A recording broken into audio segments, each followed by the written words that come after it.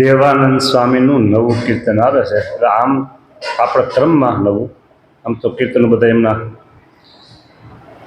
જોને વિચારી તારા જીવમાં હો પ્રાણિયા, ભૂલી ગયો તું ભગવાન રે ઘર ધંધે ઘેરો, કેળે આવે છે તારે કાળ અતિ કોપતો. જોને વિચારી તારા જીવમાં હો પ્રાણિયા, ભૂલી ગયો તું ભગવાન રે ઘર ધંધે ઘેરો, કેળે આવે છે તારે કાળ અતિ કોપતો. વિચારી જો તારા જીવમાં પ્રાણિયા, ભૂલી ગયો તું ભગવાન, ઘરનો ધંધો એટલો છે બરાબર, કેળે આવે છે તારે કાળ કોપતો, કોપતા કોપાયમાન થઈને આવે છે ત્યાં. બોલો, જો અત્યારે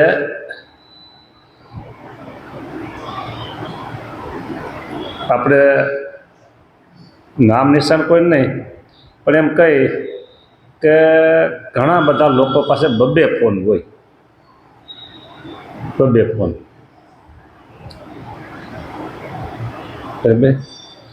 એક ફોનમાં વાત ચાલતી હોય તો બીજો ફોન આવે એટલે કે એક મિનિટ ચાલુ રાખજો, તો હું એ વાત કરી. પછી એમ કે મારે બીજો ફોન આવ્યો છે તો તમે ચાલુ રાખજો. બરાબર, ફોન ઉપર ફોન. અને આજથી લગભગ સમજો ને 2012 કે 14 12 કે 13 સાઈડમાં હું આણંદ કથા કરવા ગયો હતો શ્રાવણ મહિનાની. એટલે એક ભાઈ કે મારે તમને જમાડવા છે, ઘરે આવો. ઘરે ગયા, સંતોએ રસોઈ કરી અને મારે તો ફરાળ હતું એટલે હું તો ખાલી ગયો. પછી મંદિર આવી મેં બધું રાખ્યું ત્યાર. પછી મેં કીધું સંતો જમી લે, મેં કીધું હવે તમે બેસી જાઓ કીધું. હરિભગતને કીધું. એ કે નહીં મારે તો બરોડા જવું છે, અત્યારે મારે નહીં મેળ પડે. હું ભેગો ડબ્બો લઈ જઈશ અને ગાડી ચલાવતા ચલાવતા ખાઈ લઈશ. ગાડી ચલાવતા ચલાવતા હું જે કાંઈ હશે એ ખાઈ લઈશ. લિક્વિડ પી લીધી, બાજુ સીટ ખાલી, એકલો ગાડી નીકળી. એટલે મને થયું ખાવાની નવરાય નહીં, આવો ધંધો શું કામનો.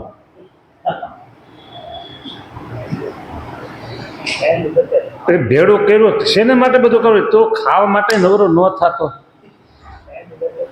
બોલો. અને વિદેશમાં ઘણા આવા છે, વિદેશમાં ઘણા આવા છે. ડ્રાઇવિંગની સીટ પાસે બધા ખાના હોય, એટલે શીશા ભરાય હોય, ડબ્બા મૂકા હોય, બધું ખાતા જતા હાલ્યા જતા ભાઈ. બોલો, આમાં લખ્યું ઘર ધંધે તને ઘેરો. આ સ્વામી વાત લખે 2 વર્ષ પહેલાની કે આટલા બધા તમે ઘર ધંધામાં ઘેરાઈ ગયા છો, તો અત્યારે શું હોય છે આ લોકોની.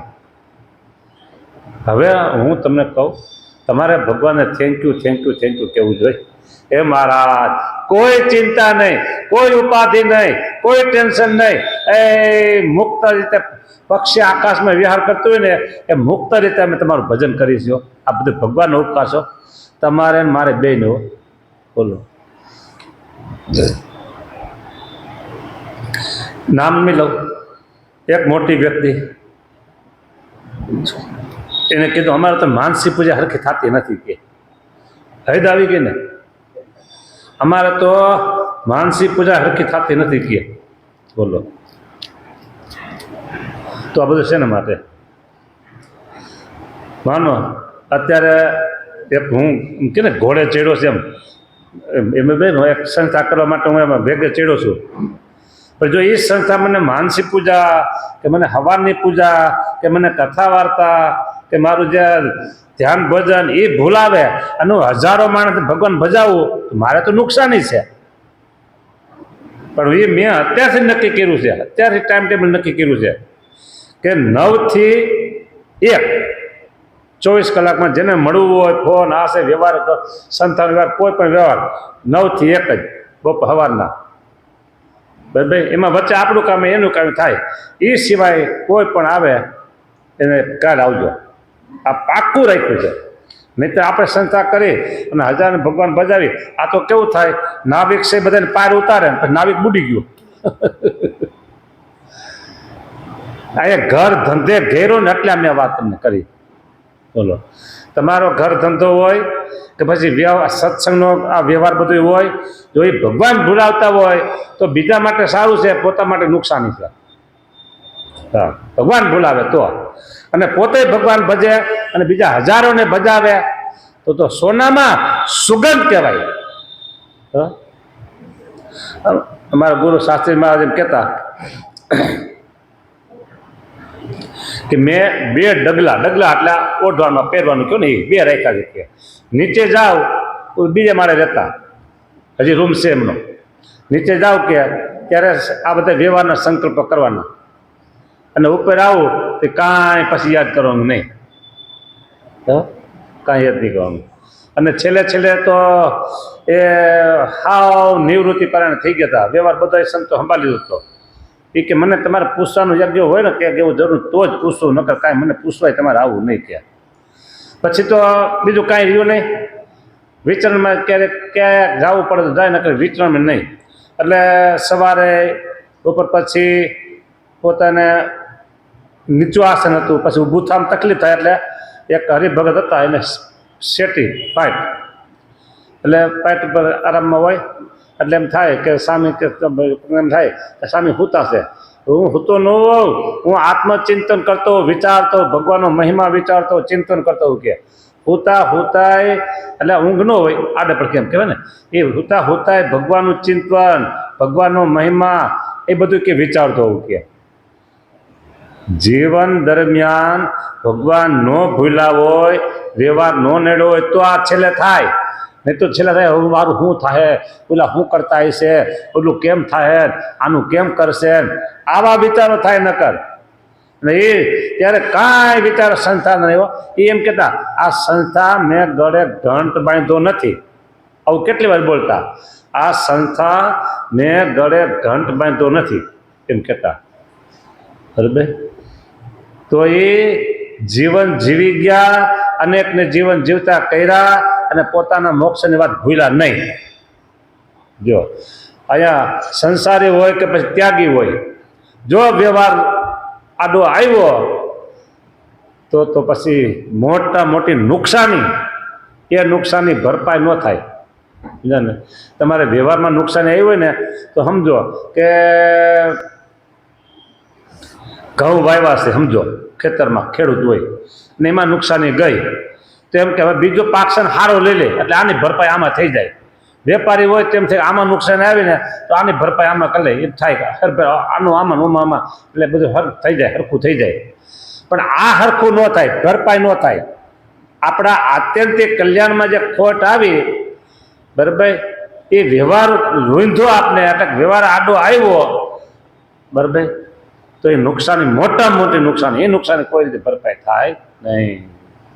દેવાનંદ સ્વામી કહે છે, જોને વિચારી તારા જીવમાં હો પ્રાણિયા, ભૂલી ગયો તું ભગવાન રે ઘર ધંધે ઘેરો, કેળે આવે છે તારે કાળ અતિ કોપતો. ઘર ધંધે ઘેરો, જો ઘેરો તમને હું આગળ સમજાવી દઈશ, તમને સમજાઈ જાય. કોઈ પણ રાજ્યના મુખ્યમંત્રી હોય એટલે એનો વિરોધ પક્ષ વાળા હોય બધા, અને એની સભા પર શું કહે ને, ગૃહ સભા પર શું કહી, વિધાનસભા કઈ ટૂંકમાં એની સભા હાલો ને, મને એમાં ખબર ન પડે, એ ભરાની હોય. અને વિરોધ પક્ષ વાળા બધા ફટાફટીને સામે પ્રશ્ન કરે, એક પ્રશ્ન કરે તો બીજો કરે ત્રીજો, અને બોલવાનો જવાબ વારો જ ન આવવા દે. પછી એમ કે મીડિયાવાળા કે ફલાણા ભાઈને ફલાણા મંત્રીને વિરોધ પક્ષ વાળા ઘેરા હતા, બરાબર ને ઘેરા હતા, એને બોલવા જ ન દે. ધડ પ્રશ્ન પૂછે, ધડાધડ પ્રશ્ન પૂછે, આનાથી કેનો મારે જવાબ દેવો, જવાબ હોય કે ન હોય તોય, બરાબર.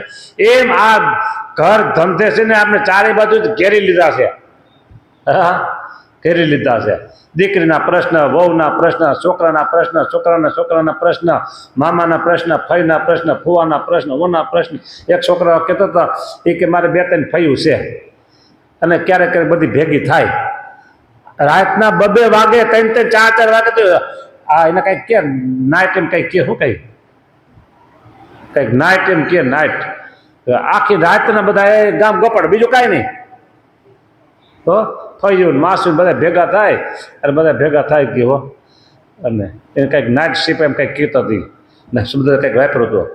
બોલો હવે બધા ભેગા થયા હોય અને શહેરમાં રહેતા હોય બધા, અત્યારે શહેરમાં બધા હોય, ફોન કરી દે આજે આવજો 8 વાગે 9 વાગે 10 વાગે આપણે ફલાણો પ્રોગ્રામ છે અને બધા પ્રોગ્રામ ખાવા પીવાના બધા આઈસ્ક્રીમ બાઈસ્ક્રીમ લાવે ને એટલે 2-2 વાગ્યા સુધી 3-3 વાગે ખાય પીવે ને પછી 4 વાગે 5 વાગે હુવે.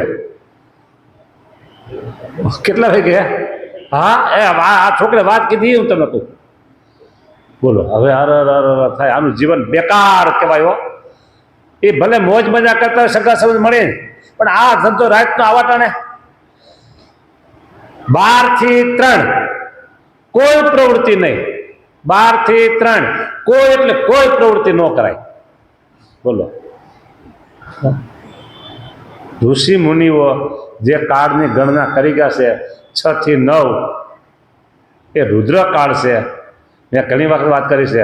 અને રાતના 3 થી 12 એટલે 9 થી 12 એ રાક્ષસ કાળ છે અને 12 થી 3 એ ગંધર્વ કાળ છે. એમાં કોઈ પ્રવૃત્તિ નહીં, કોઈ એટલે કશું નહીં. તમારે ઇમરજન્સી ક્યાંક નાવા બહાર ગામ જવાનું હોય તો હાલો વહેલા નારાયણની પૂજા કરી, એ એક અપવાદ રૂપે છે. હા પછી 3 થી 6 એને કહેવાય છે સુવર્ણકાળ કયો કે પછી કેટલા મેં 2-3 નામ તો દીધા હતા. સુવર્ણકાળ ને એ 2-3 કીધા નામ. એમાં 3 થી 40 મિનિટ, 3 ને 40 મિનિટ ત્યાંથી માને 5:30 સુધી એ બ્રહ્મ મુહૂર્તનો કાળ છે. એમાં તમે જે ભજન કર્યું ને અનેક ઘણું ફળ એનું મળે છે, અનેક ઘણું ફળ મળે છે. હા 3 થી 6 એ સુવર્ણકાળ તો કહેવાય, પણ એમાં જે આ બ્રહ્મ મુહૂર્તનો કાળ છે ને એ કાળ 3 ને 40 થી શરૂ થાય તે 5:30 એટલે 3:30 થી 4:30 ને 5:30 2 કલાક આમ કે ભાઈ એ કાળ એટલો કિંમતી છે, એટલો કિંમતી છે, એટલો કિંમતી છે. હા અને અત્યારે આ બધીમાં આપતા હોય ને એટલે મારે સમય ક્યાં વહી ગયું જોજો. વાતો કરતો જે બધું પૂરું થઈ જાય હું થયું વાંધો નથી. હા હા પછી કામ પછી મારે જાય નહીં બહાર મોકલવું એને કોઈને.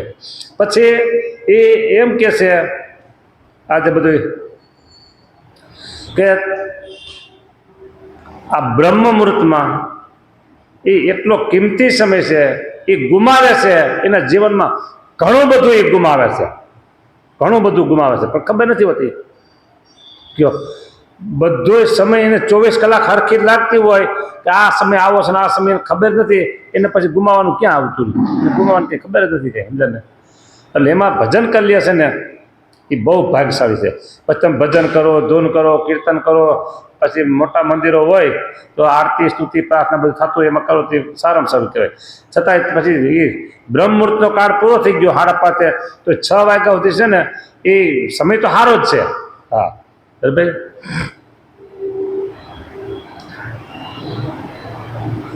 આવું છે. કેળે આવે છે તારે કાળ અતિ કોપતો સમજને, કોપાયમાન થઈને કાળ આવે છે સમજને. હવે કોપાયમાન થઈ, કોપાયમાન એટલે ક્રોધાવેશમાં, ક્રોધાવેશમાં જે કાળ આવતો હોય એ પછી હરખો જે કાંઈ એ થાપડ મારે તો હરખા કરીને એક મારી જોર થાય છે. આ તમને સમજાવું કે 2 માણસ ઝઘડો થયો અને એક જણો લાકડી મારીને ભાગ્યો ને એને પછી વાહે પકડવા જતો હોય, એના હાથમાં લાકડી હોય અને એનો પછી આંબી જાય, એ પછી ધીમે ધીમે મારે, પૂછીને મારે.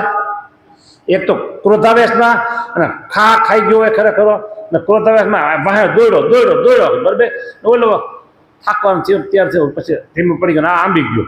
પછી એ વિચાર કર્યા વગર એક ઝીકી દેવો, બઠ્ઠો પાડી દે કે આ કોપાયમાન થતો કાળ આવે છે, તારે કેળે આવે છે કાળ હતી કોપતો કે. બોલો હવે એ કાળ આવે કોપાયમાન થતો એ પછી કઈ રહેવા દે. ખાધા ખેલામાં ખોયું બાળપણું હો પ્રાણિયા, જોબન આવ્યું થયો જુવાન રે, જોબન આવ્યું થયો જુવાન, ઘર ધંધે ઘેરો, કેડે આવે છે તારે કાળ અતિ કોપતો. દેવાનંદ સ્વામી જે બધા ચાબખા મારે છે ને સમજવા દેવાનું જોરદાર છે હો. હા, ઘર ધંધે ઘેરો તારે કાળ આવે છે અતિ કોપતો. હા, ખાધા ખેલામાં ખોયું બાળપણું. બોલો, બાળપણમાં કઈ ખાવાની લિમિટ હોય? સતત ચાલુ જ હોય, એનો ભેડિયો ચાલુ જ હોય બાળકોને. હા, ભરાય જ નહીં પેટેનું. લ્યો ને, બકરી ઊંટ મૂકે આંકડો અને બકરી મૂકે કાંકરો.